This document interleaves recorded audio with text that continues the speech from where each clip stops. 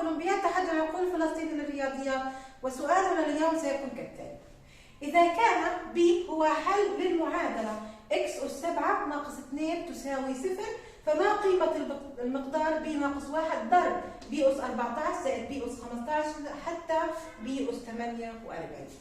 بداية نستطيع ما هي B؟ هي عبارة عن حل المعادلة x أس 7 ناقص 2، طالما أنها حل إذا فهي تحققها.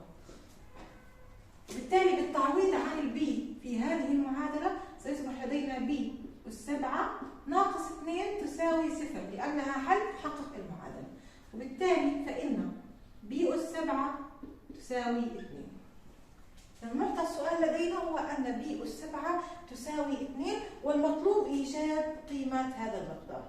بداية نستطيع أن نبسط هذا المقدار كيف؟ بالتوزيع، ضرب البي بهذا القوس ثم ضرب الواحد بنفس القوس، وبالتالي فإن B ناقص 1 في B أس 14 زائد B أس 15 حتى B أس 48.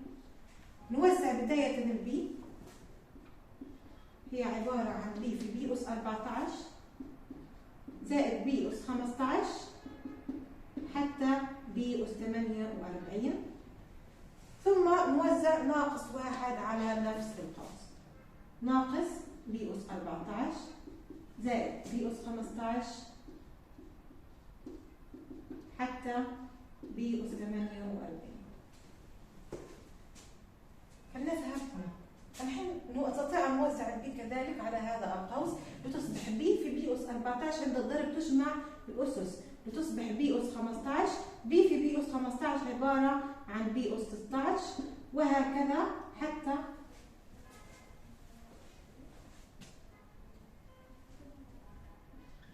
حتى بي أس 48 ضرب البي تصبح بي أس 49 ناقص، نوزع الناقص على القوس الآخر تصبح ناقص بي أس 14 ناقص بي أس 15 وهكذا ناقص بي أس 48.